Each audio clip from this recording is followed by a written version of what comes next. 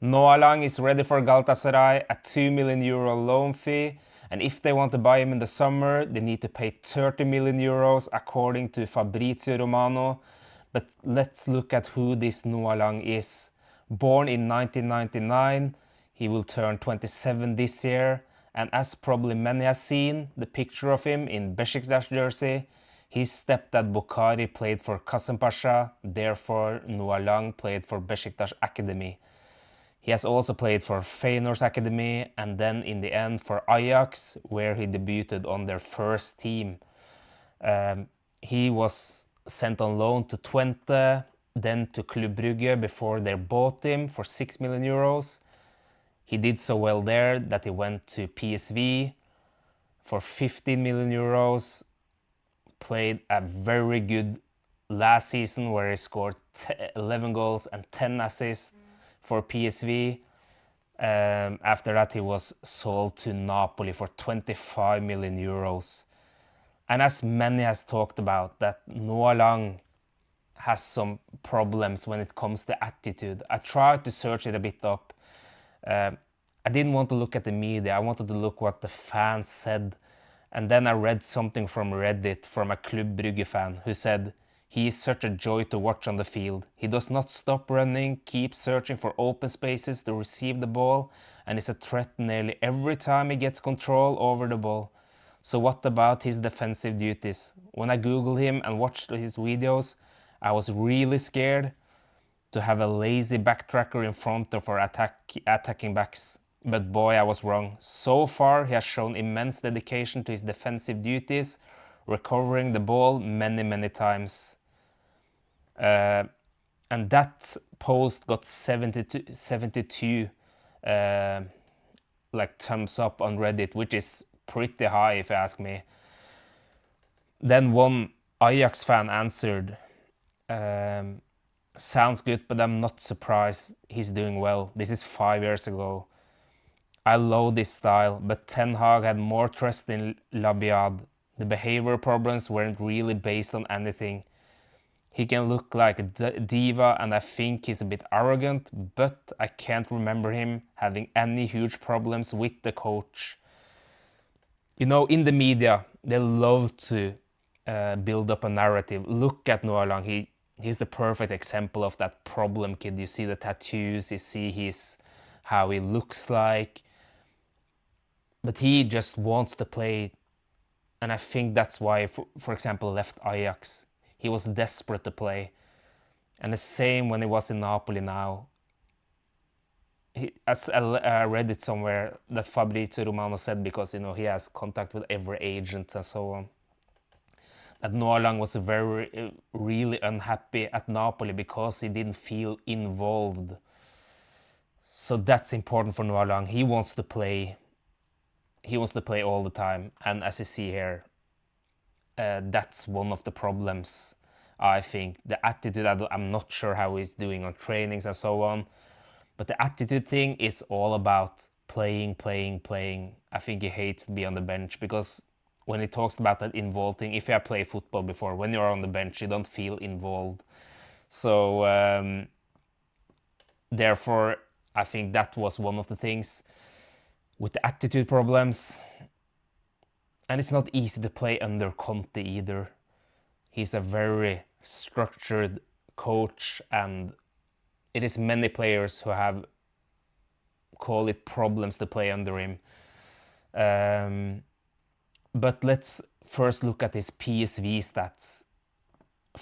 Before we go into that, I just want to talk about, look at this, that this is from last season where PSV scored 103 goals. They ended up 1 point ahead of Ajax. But Ajax scored 67 goals. Feyenoord on third place scored 76, but 103 goals is insane.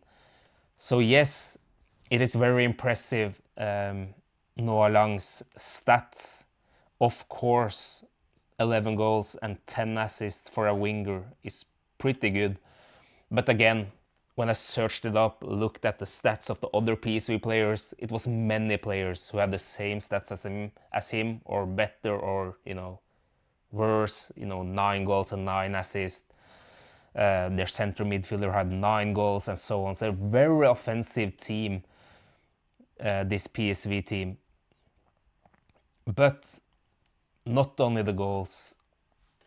If you look here, this is from the top 7 leagues for wingers. He was number 1 in progressive actions. What that means is that you're taking the ball up with you, you're passing the ball forward. If you watch, I will show you some clip as well. If you show the game, I think many people saw the game against Copenhagen in the Champions League when he came in, and people were like, we need to buy him immediately. I saw it on, it was just, people were like, we need to get him straight away. If you notice there, all the time he wants to just take the ball up with him. He wants to dribble. He knows, I think he's really good at knowing when the defender or the midfielder are pressing him or not. If they're not pressing him, he take the balls up with him. I will show some examples. He was second with the touches in the box, on the second place of all the wingers in the top 7 league, which is also very impressive, because Okan loves that not only our wingers or attackers, but even our midfielders are joining the box.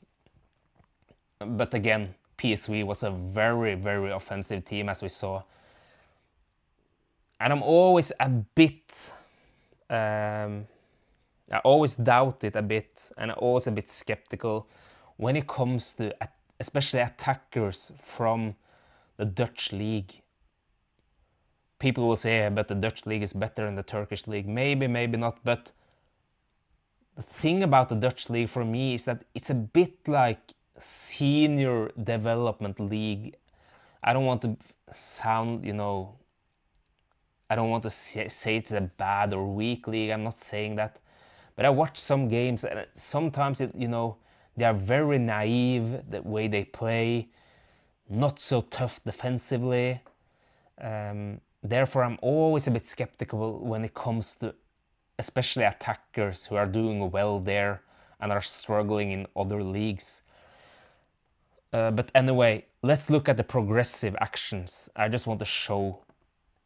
This is from Napoli versus Juventus. As you see here, it's a ring around Noa Lang here. In this game, he played a winger in a 4-3-3 system. But Conte wanted their wingers to go much inside. Him and, you see on the opposite side, Neres, the number 7. They were really tight and supported Højlund. And their fullbacks went up very wide. But let's look at the progressive action here. This was something just immediately I saw when I watched him.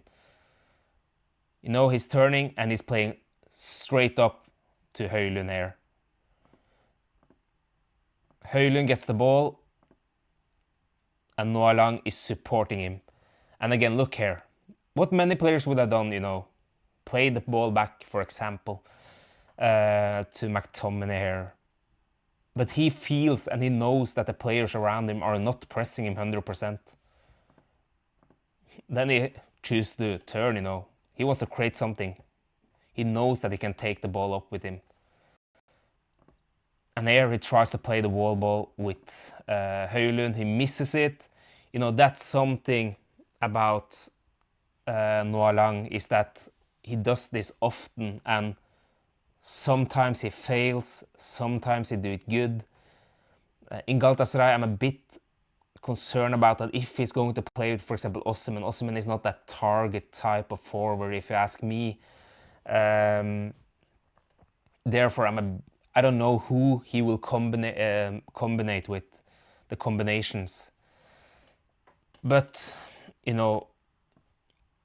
he will probably find a way out of it. When he go inside, he will create space for the winger. He can take a combination with our central midfielder or our number 10 and so on. So it should probably not be that big of a concern. But yeah, sometimes he come in a bit tight spaces. And I just wanted to show a bit of his injuries as well, because I see that in the 23-24 season, he had a big injury, hamstring injury. He only played 11 games that season for PSV. But I looked at from 2023 to 2025, and he has not, beside of that injury, has not had many injuries. So I would not call him an injury-prone player. It doesn't look like that. He played a lot of games for Club Brugge and PSV last season. He has been almost available for Napoli throughout the whole season. So yeah, I don't want to call him injury prone. I don't want to jinx it either, but it doesn't look like that. And how is he going to play in Galatasaray? You know, this is just what one player can do if you are getting him. I'm not saying that Galatasaray is going to play like this, but this is just an example how Galatasaray can play. For example, 3-4-2-1 if Noa Lang is coming. I wouldn't call him like a big playmaker either. He's more like a winger type. Same with Leroy Sané. But he has played a lot in this position as well. When I watched Leroy Sané before, or when he just signed for Galatasaray, I wanted to see some clips of him as well. I remember Germany versus Italy. I just wanted to see where he had played as a number 10. And it was in this formation against Italy where him and Musiala played. But they went a bit more, wider. It's a bit more free role, I think, than be like that number 10 Galatasaray is using right now. So, we need an attacker. We are desperate to get a winger, because to just play with Barish and Sané all the time, it's tiring for them as well. The good teams in the world often have 4 or 5 wingers. How is he going to, how is he going to answer on that if he's getting benched? That's another issue. That is not mandatory. I think it's great for Galatasaray. 30 million euros. I don't know. We need to remember that. I think it's too expensive, of course. But we can't say like Noa Lang, it will be a weak transfer. Why do we get him? We need to remember that Napoli, the former champions, bought him in after the season they became champions. He was their second most expensive transfer in that window for 25 million euros, which is much for Napoli, it seems. So he's not just anybody. He's a Dutch national team player. He's light on his foot. As you're seeing, he's very direct in his playing style. And therefore, I think he's struggled a bit in Ajax as well. That under Conte, he's very structured, he's very tactical, what the offensive players need to do. They're all getting instructions, and I think it seemed a bit like that Noa Lang struggled in that area. He did his best. He's working. He is, on the duels against Atalanta. He scored on the back post with his header. So he's not afraid to go in the duels. Against Juventus, he went in the duel on the back post again. So he forced one of the Juventus players to head it back into Højlund, so he scored. I would call like that 25% of assist, but he's not afraid to go in the duels. He's not like the most aggressive either, but he's not afraid whatsoever. As I said, he's light on the foot. He's very quick on the first meters, but he's not that quick on the longer distance. As I'm saying, I think the deal is good if you're thinking about it, that it's not mandatory. And he can score a lot. He's also good with his left foot. He can score and cross with his left foot, no problem with that. Many of his goals are that he's cutting from the left side and going inside. and shooting on the near post. He does that often. He also loves to go cut inside and cross, so that's very good for example, Osimhen. I think he will. I think it potentially will be a good signing for us. Again, Okan Hoja needs to handle how he's going to take out this squad, who he's going to bench, the management on how he's going to use the players will be very, very important. If it's up to me, yes, I am happy for him. If I'm just thinking easy, it's like in today's football, the physicality, the pace, is just so important, and he doesn't got it. He's not so good on it. But let's say if we play this formation, then it's like Barış Alper, Lemina, Leroy Sané, Osimhen, Jakobs. They're really physical. Yunus can also play. I just throw out the formation here. Then you need a player like him, and he contribute a lot when it comes to goals and assists. So I will say I'm actually hyped for him, and I think it's a great signing when it comes to that. Again, it's not mandatory. I think that's very good, and he wanted us. He said no to many clubs, so I can't wait to see him. And if you like this kind of content, please hit the like button, subscribe button, and comment down below what do you think about Noa Lang and our transfer window so far. And I hope to see you soon. Bye.